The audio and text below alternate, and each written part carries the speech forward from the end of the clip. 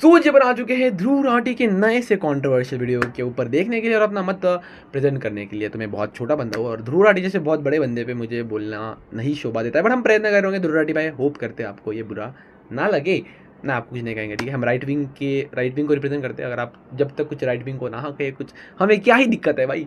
अब मैं हुई कौन दिक्कत करने वाला, और आपको क्या ही फर्क गिरेगा। तो मैं 1x पे नहीं देख पाऊंगा भाई, वो थोड़ा दिमाग हेक्टिक हो जाएगा। 1.5x पे देखता हूँ, ठीक है। ठीक है, शुरू करते हैं। नमस्कार दोस्तों, क्या हमारा देश तानाशाही की ओर गिरता जा रहा है? एक literally okay, I had promise my self कि मैं हंसूंगा नहीं, मैं प्रयत्न करूंगा हंसूंगा नहीं। क्या बोल रहे हो भैया, क्या हमारा देश तानाशाही की तरफ चल रहा है? क्या ये नॉर्थ कोरिया है भाई? क्या बोल रहे हो तुम? ठीक है, कोई दिक्कत नहीं। एक महीने पहले ये सवाल जब मैंने आप लोगों से पूछा था, जाहिर सी बात है बहुत से लोगों को शॉकिंग लगा था। लेकिन किसी भी सच्चे देशभक्त के लिए जो सही मायनों में देश की परवाह करता है, उसके लिए सवाल बहुत जरूरी है। कुछ लोगों को डाउट हुआ था कि क्या सही में ऐसा हो रहा है या नहीं हो रहा, लेकिन पिछले एक महीने में जो कुछ हुआ है देश में, उसे देखकर तो यकीनन पहले तो देशभक्त बहुत ही कम है। जो ऑनलाइन देख रहे हैं ना, वो देशभक्त नहीं है। देशभक्त आपके पापा के ज़माने के बंदे जो भी देख रहे हैं ना, उनके आपके पापा के ज़माने के बंदे जो देशभक्त है। आप क्या कर रहे हो?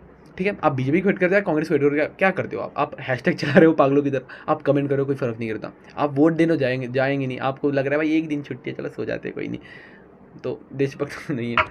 आपकी आंखें खुल जानी चाहिए। आप बोलते हो मोदी नहीं, गोदी नहीं, लाइक सबसे पहले तो मोदी जी बोलो। मैं तो राहुल गांधी को भी राहुल गांधी जी भेजता हूँ, बड़े हैं, सबसे पहले बड़े प्रधानमंत्री है भाई। दूसरे तो भाई हमारे मोदी जी। तो दिल्ली के चीफ मिनिस्टर अरविंद केजरीवाल को बिना मनी ट्रेल और बिना कन्विक्शन के अरेस्ट कर लिया गया। तीन में से दो देखो अरेस्ट कर दिया, ओके यस। मैं कंपेयर नहीं कर रहा, बट एलवी यादव पे भी कुछ नहीं हुआ था, प्रूफ नहीं होता। वो भी जेल में गया था। बहुत सारे बंदों पे प्रूफ नहीं आए होते तो भी वो गए थे। तो यस, यू कांट लाइक से कि कोई प्रूफ नहीं मिला इसलिए वो जेल में नहीं चले गए। That doesn't make any sense. वो इलेक्शन कमिश्नर्स को आपके दो बंदे ऑलरेडी जेल में, आपका उप सीएम भी जेल में है। कुछ होगा तभी होगा, प्रधानमंत्री मोदी की मर्जी के अनुसार अपॉइंट किया गया। आपको कैसे पता इन दिनों को प्रधानमंत्री मोदी जी ने सिलेक्ट किया है? ठीक है, कौन से इतिहास के सबसे बड़े घोटाले कनेक्शंस होंगे की खबरों को टीवी चैनलों से और अखबारों से गायब कर दिया गया। देश की सबसे बड़ी ऑपोजिशन पार्टी कांग्रेस के don't say this for the x सबसे बड़ी ऑपोजिशन पार्टी। क्या ऑपोजिशन भाई? कोई है ही नहीं उसमें। बैंक अकाउंट्स को फ्रीज किया जा चुका है, वो कैंपेन नहीं कर पा रहे। सालों पुराने केसेस को लेकर इलेक्शन से एकदम पहले इनकम टैक्स डिपार्टमेंट ने इन पर 1700 करोड़ का फाइन लगा दिया। रिपोर्ट कुछ गलत किया तो भी लगाऊंगा? ओके, नहीं किया होगा गलत, ये तो भाई बहुत ही सती सावित्री है। सॉरी किया जा रहा है कि कम्युनिस्ट पार्टी पर भी 11 करोड़ का फाइन लगा दिया। देश भर से खबरें आ रही हैं कि कैसे ऑपोजिशन के कैंडिडेट्स डिक्लेयर होते ही उन पर ईडी और आईटी के नोटिस आ जा रहे हैं। और कांग्रेस लाइक मैं ईडी के इस पे बात करता हूँ, ठीक है। जब कांग्रेस थी, मैं डिफेंड नहीं कर रहा बीजेपी को, मैं तो एक मध्यम वर्गीय बंदा हूँ। तो जब कांग्रेस पार्टी में थी, कांग्रेस थी, तो जब कांग्रेस पार्टी रूलिंग में थी, क्या कांग्रेस में करप्शन नहीं होता था? एक हाथ बंदा तो करता है भाई। कांग्रेस तो बहुत ही अच्छी पार्टी थी, तो कांग्रेस में एक हाथ बंदा तो करप्शन करता ही होगा। तो कांग्रेस ने कभी उसके बंदों पर तो ईडी नहीं लगाई। तो फिर why we are expecting, BJP खुद की इस पर लगानी चाहिए, but why we are expecting. वो कहते हैं ना भाई कि तुम पहले उस लेवल के बनो, फिर तुम लोगों के ऊपर उंगली चला सकते हो।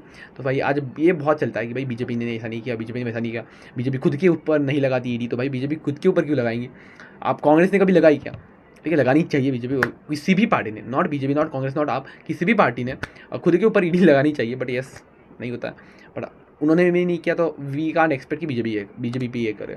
और अगर ईडी किस पे लग रही है और वो प्रूफ हो रही है तो उन्होंने करप्शन लिया है, तो वी आर डिफेंडिंग भाई। तुम उसने करप्शन लिया, तुम भी करप्शन लेते हो, तुम दोनों सेफ रहो। कटर यार तो हमारा है ना भाई, हम तो टैक्स पे कर रहे हैं ना, हम मतलब हमारे पापा में तो कमाता ही नहीं हो।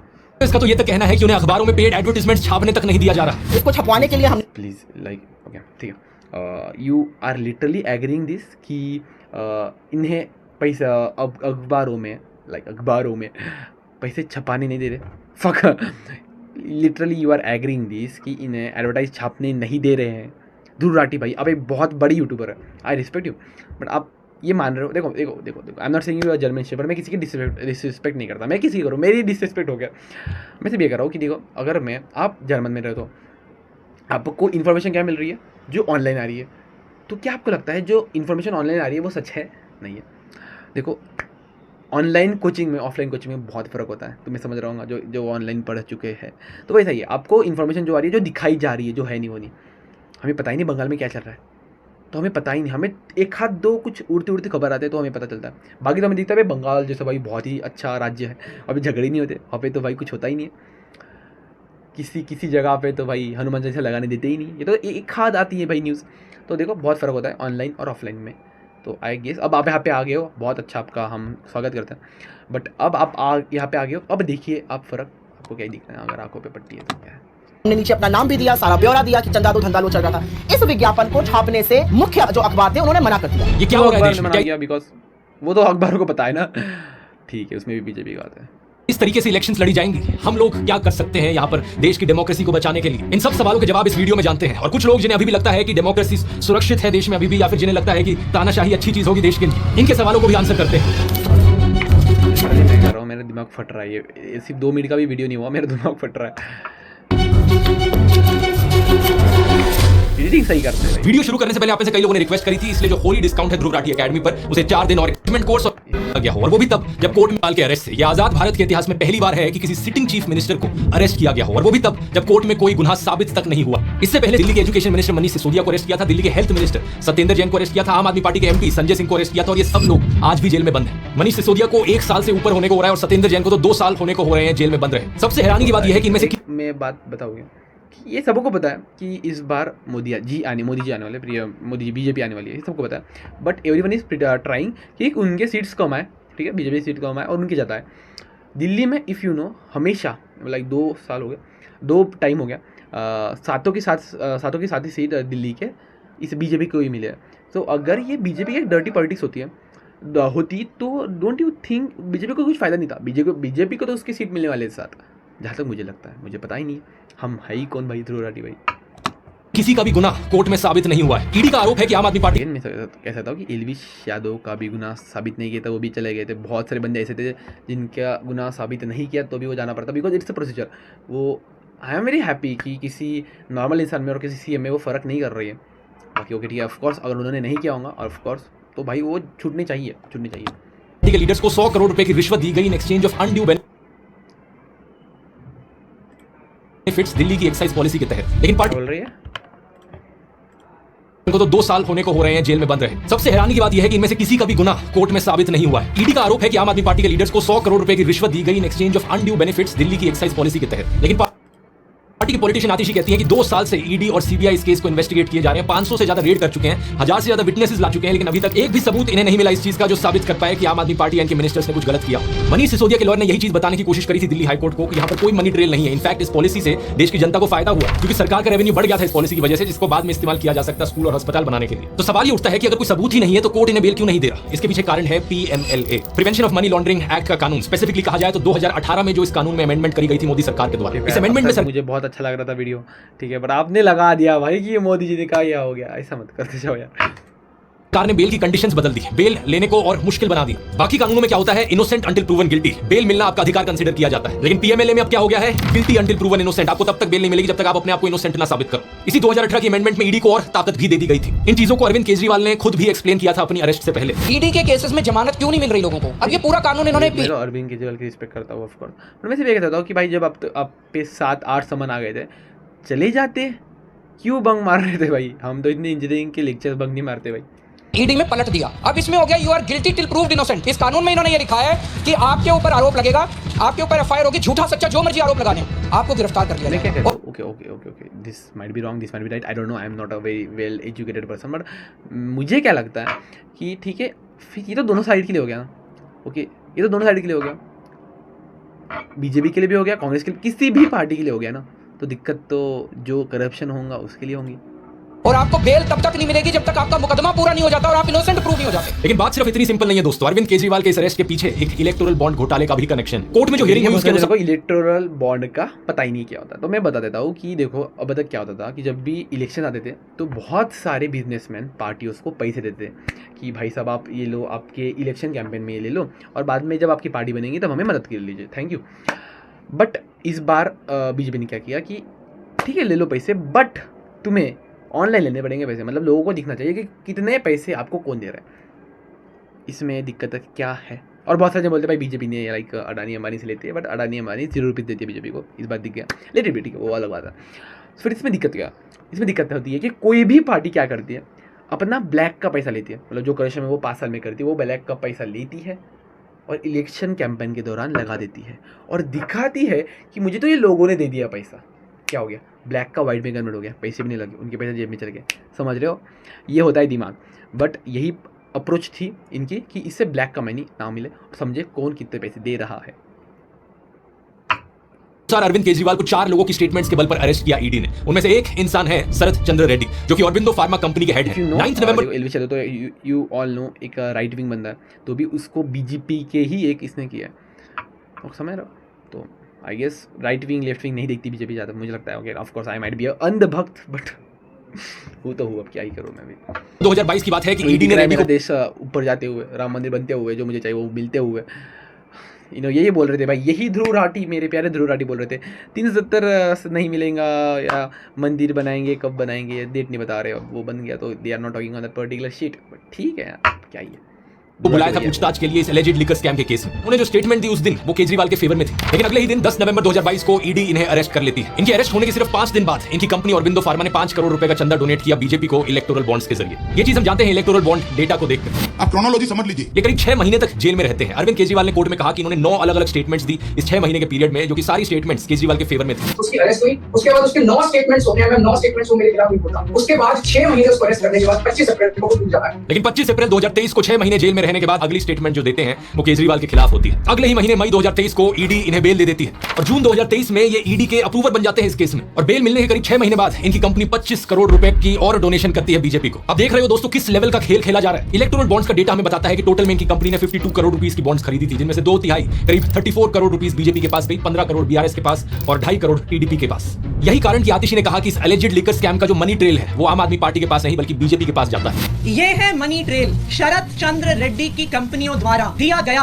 भारतीय जनता पार्टी के बैंक। रिएक्ट नहीं कर रहा, मुझे नहीं समझ रही है कंसेप्ट पर्टिकुलरली, मुझे नहीं, अब ये सच है झूठ है मुझे नहीं पता, तो मैं बिन फालतू डिफेंड नहीं कर पाऊंगा, तो आई डोंट नो पर्टिकुलरली। मैं फिर तो कह रहा हूँ कि मैं एक बहुत होशियार बंदा नहीं हूँ, मैं प्रयत्न कर रहा हूँ रिएक्शन का जो मुझे समझता है। अकाउंट में पैसा। जो बाकी 3 लोग हैं जिनकी स्टेटमेंट्स की वजह से अरविंद केजरीवाल को अरेस्ट किया गया, उनकी कहानियों में भी ऐसी ही क्रोनोलॉजीज आपको देखने को मिलेंगी। शायद यही कारण कि अरविंद केजरीवाल एक के बाद एक समन्स मिस किए जा रहे थे ईडी के, और उन्होंने ईडी के इन सारे समन्स को इलीगल ठहराया। उनके अनुसार ईडी प्लीज ये डिफेंड मत करो यार ध्रुव भाई, अब तक मुझे समझ रहा था, अच्छा लग रहा था, बट कि मकसद सिर्फ और सिर्फ इन्हें किसी भी बहाने से अरेस्ट करना था जिससे कि पार्टी को खत्म किया जा सके और दिल्ली और पंजाब की सरकारों को गिराया जा सके। एक 8 मिनट की ऑडियो रिकॉर्डिंग है इस केस की, जब अरविंद केजरीवाल खुद को कोर्ट में डिफेंड कर रहे थे। अगर आप वो सुनना चाहें तो उसका लिंक डिस्क्रिप्शन में। अरविंद केजरीवाल के अरेस्ट पर रिएक्ट करते हुए कांग्रेस पॉलिटिशियन राहुल गांधी ने कहा, डरा हुआ तानाशाह एक मरा हुआ लोकतंत्र बनाना चाहता है। नेताओं को धमकाया जाता है। डरा हुआ तानाशाह यार राहुल गांधी जी, आपको भी पता है, हमें भी पता है, सबको पता है, बीजेपी आएंगी तो बीजेपी, तो ये तानाशाह क्यों डरेगा। और सबसे पहले अगर बीइंग फ्रैंक मोदी जी का मैं देखूँ तो मोदी जी को ना बच्चे ना कोई है, तो वो अभी क्या 2-3 साल ही करेंगे, करके उन्हें फ़ायदा ही क्या, अब उन्हें कोई आगे नहीं है ना, तो समझ रहे हो ना। तो फिर लाइक उनकी बहुत अच्छी है, हमें उनकी गरज है भाई, हमें चाहिए भाई यूसीसी, हमें चाहिए सब कुछ, ठीक है, हमें चाहिए बाकी न्याय वापी का ये, आप उन्हें कुछ नहीं चाहिए, उनका हो गया भाई, हमें ही चाहिए मोदी जी। से देकर सरकारों को गिराया जाता है, नेताओं को जेल में डाला जाता है। ये पूरी की पूरी मैच फिक्सिंग करने की कोशिश की जा रही है। मीडिया समेत सभी संस्थाओं पर कब्जा, पार्टियों को तोड़ना, कंपनियों मीडिया समेत सभी संस्थाओं पे कब्जा, तो भाई सबके दिलों पे कब्जा कैसे हो गया। से हफ्ता वसूली, मुख्य विपक्षी दल का अकाउंट फ्रीज करना और अब तो चुने हुए मुख्यमंत्रियों की गिरफ्तारी भी आम बात हो गई। कांग्रेस में कोई पार्टी ईडी को कंट्रोल कर रही होती है क्या, मतलब ruling party, I don't no यार। पार्टी को यहां अलग तरीकों से खत्म करने की कोशिश करी जा रही है, और ये कोशिश भी कई महीनों से जारी है। पिछले साल अगस्त के महीने में राहुल गांधी पर एक बहुत ही अजीबोगरीब डिफेमेशन केस किया गया, जिसके जरिए उन्हें डिस्क्वालीफाई करने की कोशिश करी गई थी। इस केस की मैंने डिटेल में इस वीडियो में बात करी थी, जिसमें सूरत के कोर्ट ने 2 साल की सजा सुनाई राहुल गांधी को। वो तो सुप्रीम कोर्ट ने इसे होने से रोक दिया, नहीं तो आज के दिन देश की 2 सबसे बड़ी ऑपोजिशन पार्टीज के टॉप लीडर्स जेल में होते हैं। लेकिन अब आप कहाँ पे है, आप सिर्फ पंजाब में, आप सिर्फ दिल्ली में, कांग्रेस कहाँ पे है भाई, साउथ में, 1-2 राज्य में होंगी। और क्या किया जा रहा है, कांग्रेस का दावा है कि उनके बैंक अकाउंट्स को फ्रीज कर दिया गया। कांग्रेस का दावा, ओके क्या लाइक दिस कि इन्होंने मेंशन किया ये कांग्रेस का दावा है, ये ट्रू नहीं है, ये ट्रू है या फॉल्स है नहीं पता, कांग्रेस का दावा है। क्या कारण दिया जा रहा है, इनकम टैक्स डिपार्टमेंट का कहना है कि कांग्रेस ने अपने रिटर्न्स फाइल नहीं किए थे डेडलाइन के टाइम पर। इसके अलावा 31 साल पुराना केस कांग्रेस का खोला जा रहा है, 1993-1994 का। इनकम टैक्स डिपार्टमेंट का कहना है कि वहां पर कुछ हुआ था उस समय पर, अब हम उसका पीनल चार्जेस मांगते हैं। और 29 मार्च को आईटी डिपार्टमेंट ने 1700 करोड़ का नोटिस दिया कांग्रेस पार्टी को। और सेम दिन रिपोर्ट में आया कि कम्युनिस्ट पार्टी पर भी 11 करोड़ रुपए की पेनल्टी लगा दी आईटी डिपार्टमेंट ने। किस कारण से, क्योंकि उन्होंने पुराना पैन कार्ड यूज किया था। हर एक ऑपोजिशन पार्टी को इसी तरीके से टारगेट किया जा रहा है। इस ट्वीट को देखिए, टीएमसी पार्टी के कैंडिडेट साकेत खोखले ने लिखा कि पिछले 72 घंटे में इन्हें 11 अलग अलग इनकम टैक्स के नोटिस आ गए। कुछ तो 7-7 साल पहले के नोटिस है। क्या ऐसे होंगी देश में फ्री और फेयर इलेक्शंस? हालातों को देखकर इस फिल्म की याद आती है द डिक्टेटर नाम की एक कॉमेडी फिल्म, जो कि एक सैटारिकल कहानी सुनाती है एक फिक्शनल डिक्टेटर की। रेस जीतने के लिए भाई मेरी एनर्जी कम कर दी भाई ध्रुव दी भाई। कितना ही किसी नीचे दिखा सकते हो भाई, कितना ही किसी के नीचे। मैं बहुत कुछ टेक्निकल टर्म पे बात नहीं कर सकता बिकॉज मुझे पता नहीं ये सच हो रहा है, ये ट्रू है या जो भी है, ये क्या है। मैं दो विदाउट नोइंग टू साइड्स में बात नहीं करता हूँ, ठीक है। डिक्टेटर किसी भी हद तक जाने को तैयार है। आज मैं फिर से बताना चाहूँगा, Modi ji don't need this भाई। अगर वो इलेक्शन के कैंपेन भी ना करें ना तो भी उन्हें गरज नहीं, उन्हें सिर्फ 400 पार लेने हैं, इसलिए वो they are like doing this campaign है, तो उन्हें गरज भी नहीं। वो जीतने वाले सबको पता है, बीजेपी जीतने वाले इन्हें भी पता है, ध्रुव को भी पता है। जो भी ये सब हो रहा है देश में, इसकी खबर दुनिया भर में पहुंच रही है दोस्तों। पहले जर्मनी की तरफ से स्टेटमेंट आई, फिर अमेरिका ने स्टेटमेंट दी और अब तो यूनाइटेड नेशंस भी कहने लग रहा है। वो उम्मीद करते हैं कि इंडिया में लोग फ्री और फेयर तरीके से वोट कर पाएंगे, सबके राइट्स को प्रोटेक्ट किया जाएगा। सरकार के इन कारनामों की वजह से दुनिया भर में भारत की रेपुटेशन नीचे गिर रही है। What are you saying? सरकारों की वजह से होगी, ठीक है। ये पॉलिटिशियंस तो अब ओपनली कह रहे हैं हम 400 से ज्यादा सीट लाना चाहते हैं ताकि हम देश का कॉन्स्टिट्यूशन बदल सकें। लाइक मैं तो इसके लिए वोट करने वाला हूँ, मैं इसी के लिए ही 400 मेरे लाइक पेपर्स होंगे मई में 19 मई के आसपास मेरे प्रैक्टिकल्स होंगे, तो भी मैं घर पे जाऊँगा, फिर से आऊँगा बिकॉज इसीलिए चाहिए भाई। क्योंकि अब तक क्या होता था नॉर्मली, ओके ठीक है क्यों चाहिए वो कि तो यूँ चाहिए इनको, बिकॉज कोई भी बिल पास कराना होता है ना भाई, सबकी सम्मति होनी चाहिए थी। तो अगर इनके ही बंदे बैठे हो तो ऑफकोर्स होगा, तो इससे कोई भी कुछ भी कर सकते हैं, ओके ये हो सकता है।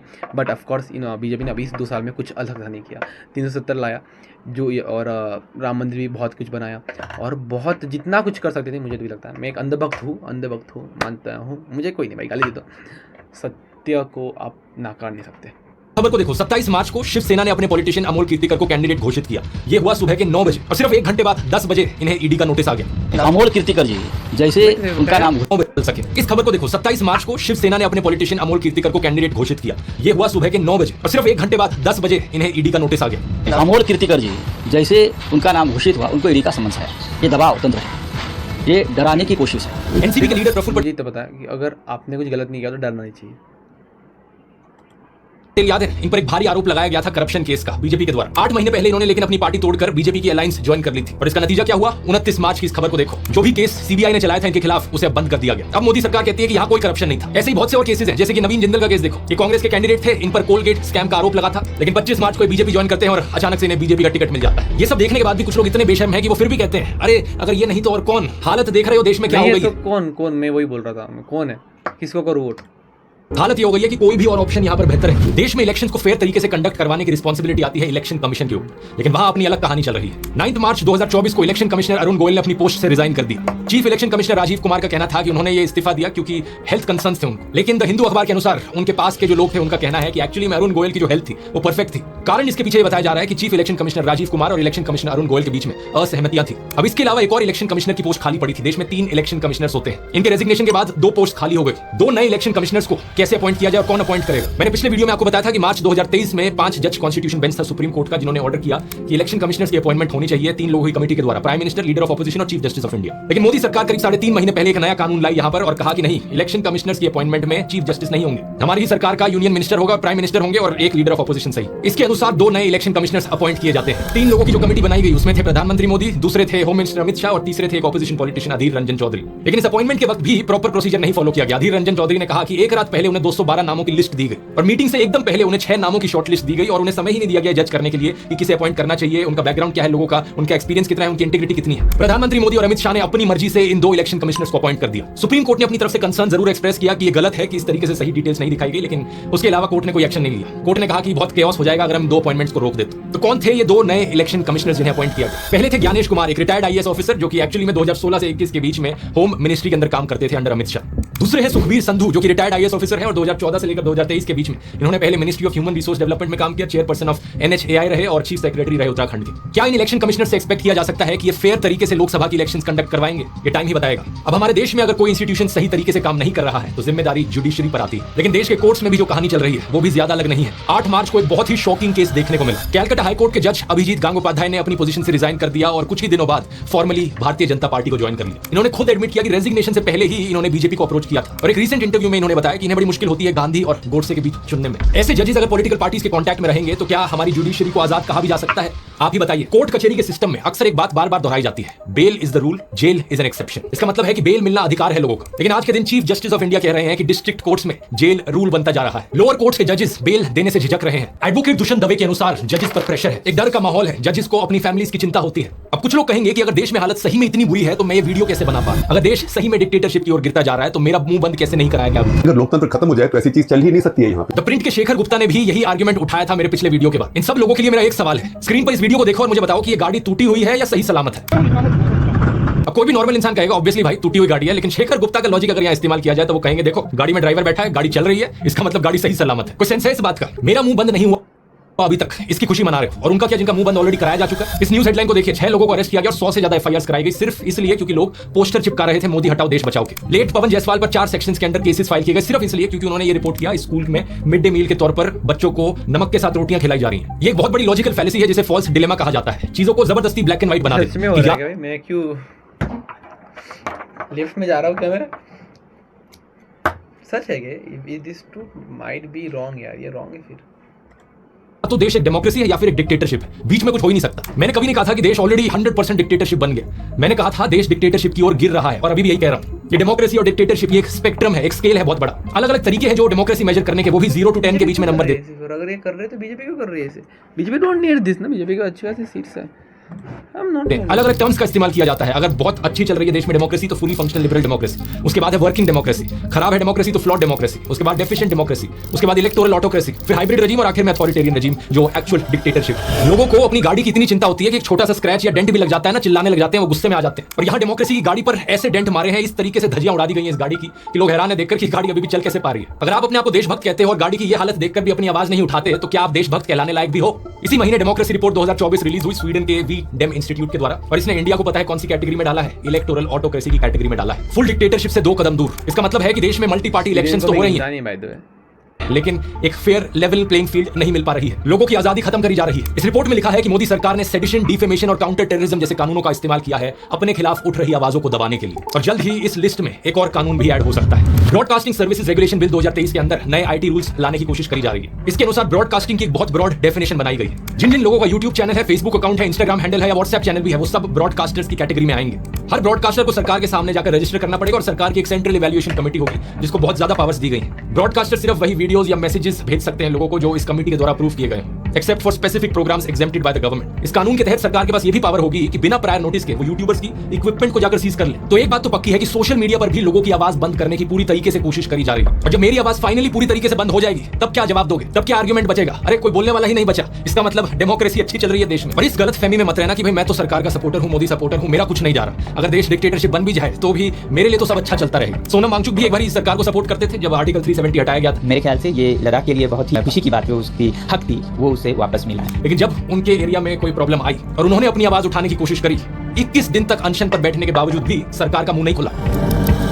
डिक्टेटरशिप में एक डिक्टेटर सिर्फ अपने अहंकार, अपनी पावर, अपने पैसे से मतलब रखता है, उसे जनता की कोई फिक्र नहीं होती। बहुत से किसान भी सरकार के समर्थक थे, लेकिन जब उन्हें पता चला कि उन्हें अपनी मांगे रखने का अधिकार भी नहीं दिया जाएगा, सारा मीडिया उन्हें देशद्रोही करके बदनाम करेगा, तब किसान केस में मैं सपोर्ट नहीं करता भाई। उन्हें एहसास हुआ कि डिक्टेटरशिप का क्या मतलब हो सकता है। आप एक स्टूडेंट हो, पेपर लीक होता है, चुप बैठे रहो। बढ़ती महंगाई के खिलाफ आपको आवाज उठानी है, आवाज दबा दी जाएगी। अपनी डेली लाइफ में किसी भी तरीके का नाइंसाफ अगर आप सह रहे हो, आपके पास कोई ऑप्शन नहीं बचेगा अपना मुंह बंद करके चुप बैठे रहने के अलावा। बेरोजगारी और महंगाई जैसे मुद्दों पर तो ये चीज हम ऑलरेडी होते हुए देख सकते हैं। अगस्त 2023 में minister of state Jitendra Singh ने पार्लियामेंट को बताया कि 9,60,000 से ज्यादा सेंट्रल गवर्नमेंट जॉब्स वेकेंट पड़ी हैं। प्राइवेट जॉब्स की बात करी जाए तो हायरिंग प्लेटफॉर्म इंडीड ने फरवरी के इस साल में बताया कि दिसंबर 2021 से फ्रेशर जॉब पोस्टिंग्स डिक्लाइन होती जा रही हैं। मार्च 2024 की रिपोर्ट फ्रंटलाइन की है, आईटी सेक्टर में भी हायरिंग डिक्लाइन देखने को मिल रहा है। जॉब्स की सिचुएशन इतनी खराब है कि हरियाणा सरकार को 10,000 से ज्यादा कॉन्ट्रैक्चुअल लेबर की नौकरियां एडवर्टाइज करनी पड़ी इजराइल में। एक ऐसा देश जो वॉर जोन बना बैठा है, हरियाणा के यूथ को वहां भेजा जा रहा है सरकार के द्वारा। ये हालत है देश में जॉब्स की। और महंगाई की तो क्या ही बात करनी, पेट्रोल का दाम 90 रुपए से लेकर 110 रुपए तक पहुंच चुका है। जनवरी 2024 की रिपोर्ट बताती है यूनाइटेड नेशंस का जो फूड प्राइस इंडेक्स है वो ग्लोबल फूड इन्फ्लेशन को -10.1% पर डालता है, यानी दुनिया भर में खाने के प्राइसेस कम हो रहे हैं। लेकिन इंडिया में फूड प्राइस इंडेक्स इन्फ्लेशन क्या है दिसंबर 2023 की 9.5% पर। सरकार खुद 80 करोड़ से ज्यादा लोगों को फ्री खाना बांटती है। बताओ क्या जरूरत पड़ी 80 करोड़ लोगों को फ्री खाना देने की? ये तभी हो सकता है जब इन लोगों के पास खाना खाने तक के पैसे नहीं है। अब ये सब सुनने के बाद अभी भी कुछ लोग कहेंगे कि भाई तू सिर्फ मोदी सरकार के बारे में क्यों बोल रहा है? But what about Indira Gandhi dictatorship? वो भी तो डिक्टेटर थी, उनके डिक्टेटर वाली चीजों के बारे में क्यों नहीं बात करता? ये फिर से एक फालतू का आर्गुमेंट है, इसे एक रेड हेरिंग फैलेसी कहा जाता है। क्या मैं जिंदा था उस वक्त जिस समय इंदिरा गांधी ने इमरजेंसी लगाई? नहीं। अगर होता तो मैं यही वीडियोस बना रहा होता। और अभी भी इनफैक्ट मैंने एक पूरा वीडियो बनाया है इंदिरा गांधी की इमरजेंसी के ऊपर, बताया है कि कैसे वो डेमोक्रेसी के ऊपर एक काला धब्बा था। लेकिन कल की प्रॉब्लम्स गिनाकर आज की प्रॉब्लम्स ठीक नहीं हो जाएंगी। उस वक्त जो हुआ वो बहुत गलत था और इस वक्त जो हो रहा है वो भी बहुत गलत है। उस वक्त कुछ लोगों के बहादुर संघर्ष की वजह से डेमोक्रेसी को बचा लिया गया देश में, लेकिन आज कौन बचाएगा देश को? मीडिया को खरीदा जा चुका है, हर इंस्टीट्यूशन कॉम्प्रोमाइज हो चुका है, ऑपोजिशन लीडर्स का अरेस्ट किया जा चुका है। बचा कौन? बचे हम लोग, देश के लोग। We the people of India, हम हैं आखिरी उम्मीद। जैसे इमरजेंसी के समय में लोगों ने भारी संख्या में अपनी आवाज उठाई थी और उसके बाद जो इलेक्शंस हुई उसमें इंदिरा गांधी को हरा दिया था, उसी जज्बे से आज देश की जनता को इस अनडिक्लेयर्ड इमरजेंसी के खिलाफ आवाज उठाने की जरूरत है। अगर आप भारत माता की जय कहते हो तो भारत माता को बचाने के लिए तैयार भी रहो। अगर गांधी जी, भगत सिंह, नेताजी बोस की रिस्पेक्ट करते हो तो उनके जैसा जज्बा भी लेकर आओ। जो आजादी उन्होंने अपना खून पसीना बहाकर दिलवाई है, उस आजादी की रक्षा करना, इंडियन डेमोक्रेसी को बचाना हमारा धर्म है। इस वीडियो को देखने वाला हर एक इंसान अब से अपने आप को लोकतंत्र का रक्षक समझे। ये जिम्मेदारी अब हम सबकी है। स्टेप 1, अपनी आवाज उठाइए। एक एक आवाज से फर्क पड़ता है। अगर आप अपनी आवाज नहीं उठा सकते तो इस वीडियो को 100 लोगों को फॉरवर्ड कीजिए। व्हाट्सएप ग्रुप्स पर, इंडिविजुअली, फेसबुक पर, ट्विटर पर, इंस्टाग्राम पर। हमारा मिशन है इस खबर को देश के कोने कोने तक पहुंचाना, देश के हर एक वोटर तक पहुंचाना। स्टेप 2, वोट करना मत भूलिए। इस पर कोई एक्सक्यूज नहीं चलेगा क्योंकि एक एक वोट से फर्क पड़ता है। चेक कीजिए आपकी कॉन्स्टिट्यूएंसी में कब है वोटिंग। अगर आप देश के बाहर होंगे तो आ जाइए वोट करने, क्योंकि इस बार सब कुछ दांव पर है। इस लिंक पर जाइए, ये लिंक डिस्क्रिप्शन में भी मिल जाएगा, चेक करने के लिए कि आप वोटिंग के लिए ऑलरेडी रजिस्टर्ड है या नहीं। अगर आपका नाम इस लिस्ट में नहीं आता इसका मतलब आप वोटिंग के लिए रजिस्टर्ड नहीं है। वोटर रजिस्ट्रेशन कंप्लीट करने के लिए इस लिंक पर जाइए, ये भी नीचे डिस्क्रिप्शन में मिल जाएगा। स्टेप 3, अपने आसपास लोगों तक बात पहुंचाइए। क्या आप जानते हैं देश में 30 से 35% एलिजिबल वोटर्स वोट डालने ही नहीं जाते? अपने परिवार में लोगों को कन्विंस कीजिए, अपने दोस्तों को बताइए, अपने मोहल्ले में लोगों को कन्विंस कीजिए। जिस दुकानदार के पास जाकर आप रोज सब्जी खरीदते हैं, जिस धोबी से कपड़े प्रेस करवाते हैं, जो हाउस हेल्पर आपके घर में आते हैं, कितने लोगों को आप रीच आउट कर सकते हैं और देश की इस इमरजेंसी सिचुएशन की खबर उन लोगों तक पहुंचा सकते हैं और उन्हें कन्विंस कर सकते हैं वोट करने के लिए। ये मत सोचना कि मैं अकेला क्या कर सकता हूं। जैसा कृष्ण गीता में कहते हैं, फल की चिंता मत करो, जो तुम्हारा कर्म है वो कर्म करो। इस वीडियो को देखने वाला अगर हर एक इंसान बस ये ठान ले कि अगले 20 दिन तक मैं रोज 5 लोगों को जाकर इसके बारे में बताऊंगा, उसी से ही काम बन जाएगा। हम 1 करोड़ से ज्यादा लोग हैं इस यूट्यूब चैनल से जुड़े हुए। एक इंसान को सिर्फ 100 लोगों को रीच आउट करना है और इस तरीके से हम देश के कोने कोने तक सारे 100 करोड़ एलिजिबल वोटर्स को रीच आउट कर सकते हैं। और स्टेप 4, ये सब करना है खुशी से, हंसते हुए और प्यार फैलाते हुए। जोर से हंसना ताकि आपकी हंसी तानाशाह के अहंकार को डुबा दे। प्यार का दरिया बहाना है जिससे नफरत और अविश्वास का सब कीचड़ हट जाए। तो इन 4 चीजों को याद रखना, अपनी आवाज उठानी है, वोट करना है, दूसरों को वोट करवाना है और हंसना और प्यार फैलाना है। बस इतनी सी जरूरत है। हम देश को बचा सकते हैं, हम देश को बचाएंगे। इनकलाब जिंदाबाद। जय हिंद।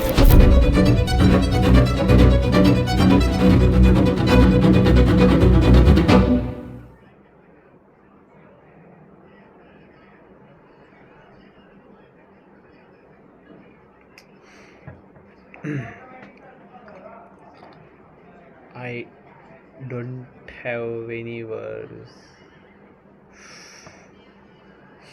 क्या हो गया मुझे? क्यों कर रही है बीजेपी? ओ भाई what the fuck.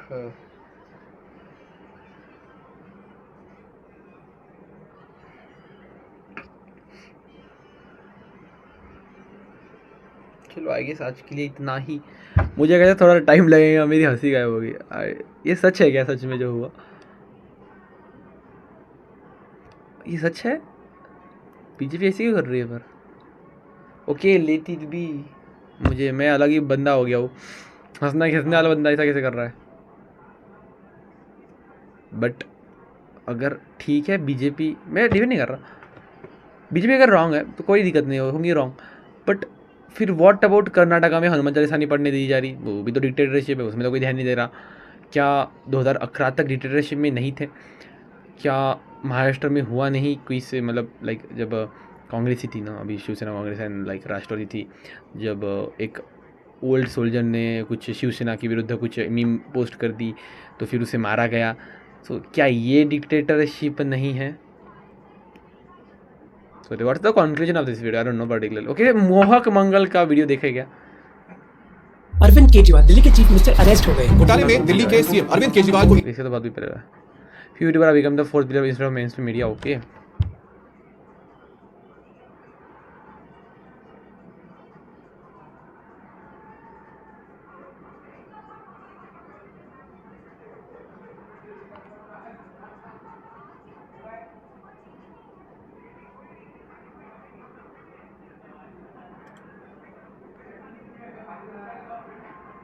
Okay, I guess comment section में पढ़ना चाहिए यार।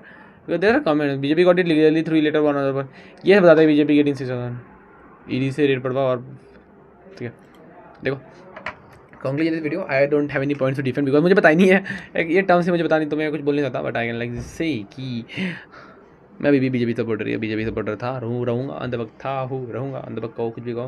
मुझे पता है मेरे भगवान को जो प्रेम करता है मैं उसे हूँ। मैं उन बंदों को नहीं हूँ जिन्होंने मेरे भगवान के इसमें बहुत टांग अड़ाई। राम मंदिर के लिए मैं बीजेपी का हमेशा से शुक्रिया अदा करता हूँ, शुक्रिया अदा करूँगा। हाँ, एक ही स्टफ 10 बार बोलूँगा चलता है किया है, करूँगा, ठीक है आई गेस। बट ठीक है यार, like Dhruv Rathee's videos are something like engaging है, कुछ अलग से ही वीडियोज है।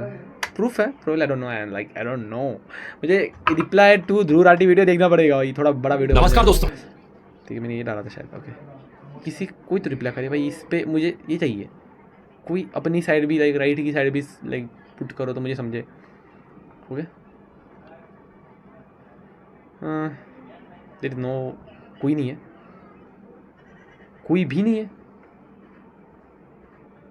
Okay, there is no one, there is no single YouTuber who have explain. Okay, पी पॉय।